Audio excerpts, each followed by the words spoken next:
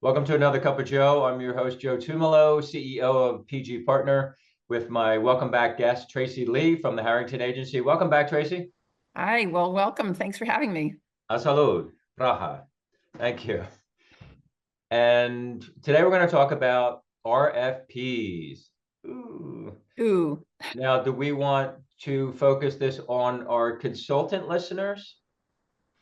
Because we as consultants seem to be the ones that suffer from them the most.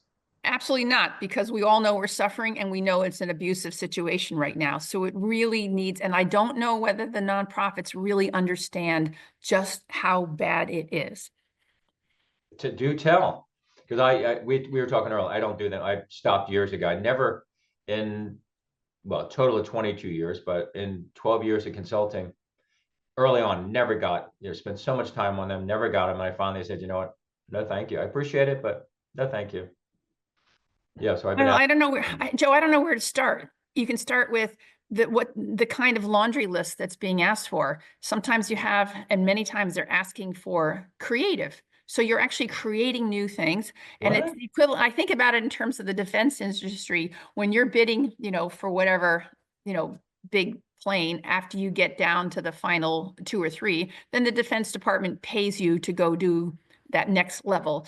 Instead, in an RFP, they'll ask you for not just samples of what you've done before, they'll ask you for examples of creative. Some will ask you for data analysis.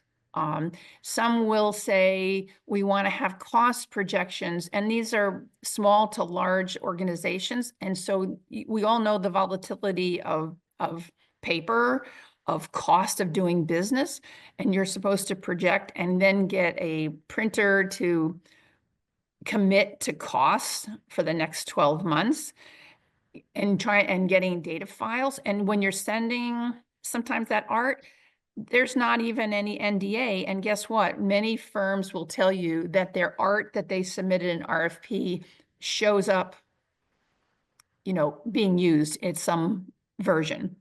Whoa. It's just too much. It really, there needs to be a template, and I know we've created one.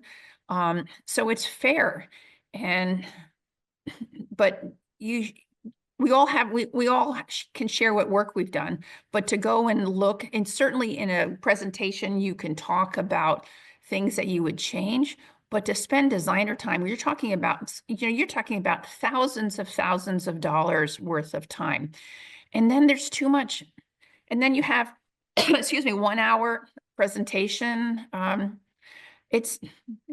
We've had upwards to 80 pages in an RFP. Oh my gosh.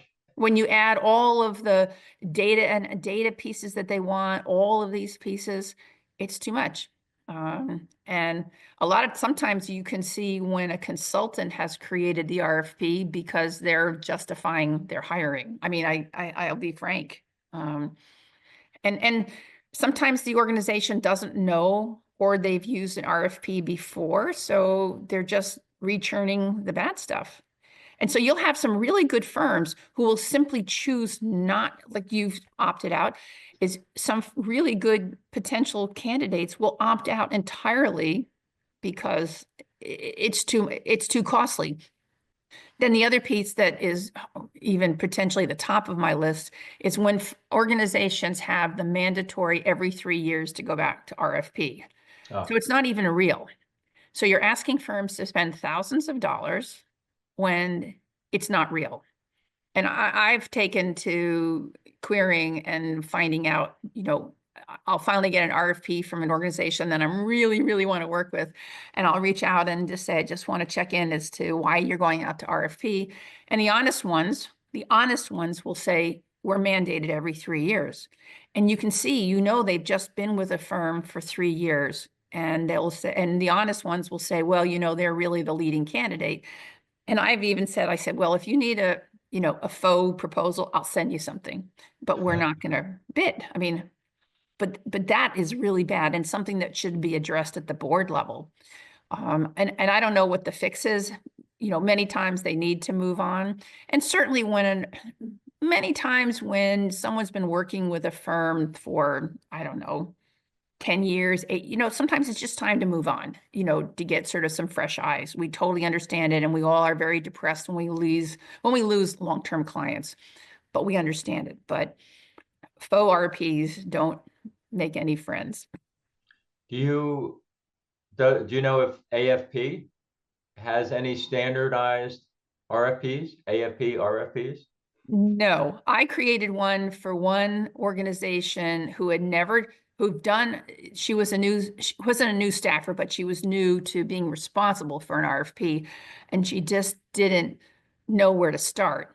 And so I said, hey, I'll, do you a favor. I'll create one. We looked at the ones that we've responded to, ones that we thought were fair and reasonable, and sent one. So I certainly could provide one that you can share with folks who are looking for one, because it's a lot of work on the staff time, a lot of work.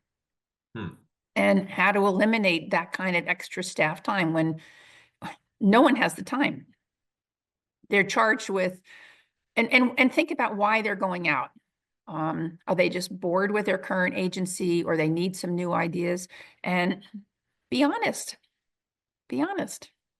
I mean, Yeah. that's all. I mean, this is a very small sandbox we all play in. And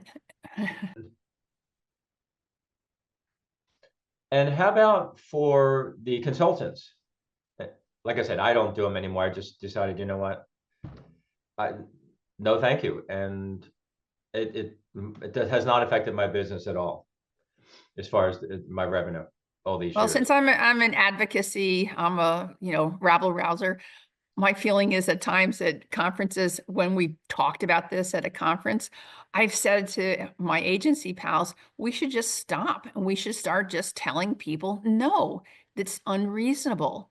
But the problem is everybody, people want the business, they want to play, but at some point, I think as an organization, I would say, unionizing around responding to RFPs.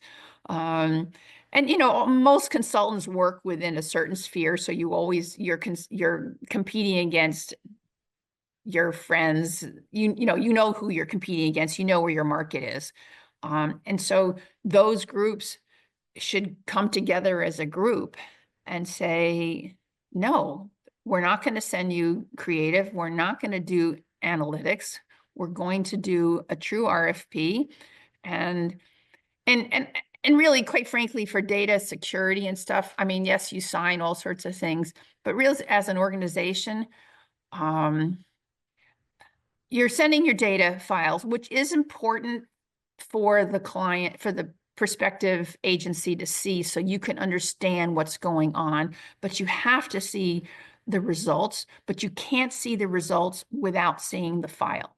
And so sometimes we'll have organizations that will ask for, well, tell me what you do differently, and they'll share results, but then they won't share their files. So you have no idea. You're looking at the results in, flatline visibility. I mean, it just isn't good. I wonder if AI will help with this. I Whether, don't know. again, from the consultant standpoint is, okay, give me your RFP. I'll push it through my AI app and see. Well, not when they're asking for creative Right. and Well, yes, but you is don't there, want, I mean, I don't know. I would say, I mean, we don't use AI for our design. Um, yeah, I mean, how people, I can't speak with other folks, but I don't think, but still, it just shouldn't be asked for. right. And then if it is asked for, it needs to be locked in and not used at all, unless you're going to pay that agency for that work. Yeah. You as an agency, we do work for a client and the art is theirs. It's not our work. We all say, oh, here's our work, but we've designed it, but it's owned by the nonprofit that's contracted with us to do the work. Right. Well, to wrap up here, my suggestion is say no thank you to RFPs. How about your suggestion? Well, unfortunately, we're in the position where we need to say yes, but I think what I'd love to be able to do is to push out a usable template and to have the nonprofits be able to push back and not, and not ask for that. And I think sometimes there's pressure on some of the leadership within the development department or the fundraising department to show their head bosses, oh, here's this new agency. And I think look at their work, but look at what they all have history. They all have done work. Right. And so you're offering the template to our listeners? Absolutely. And how can people get that? I will send it to you, Joe, and you can push it out however you'd like. Okay, so folks can email me, joe@plannedgivingpartner.com, and they can contact you generally for anything Absolutely. at T. where? Lea, TLEA at theharringtonagency.com. Once again, Tracy, thank you for sharing your wisdom and great ideas. Great. You're welcome. Have a good day. Thank you. You will. Thank you. Thanks.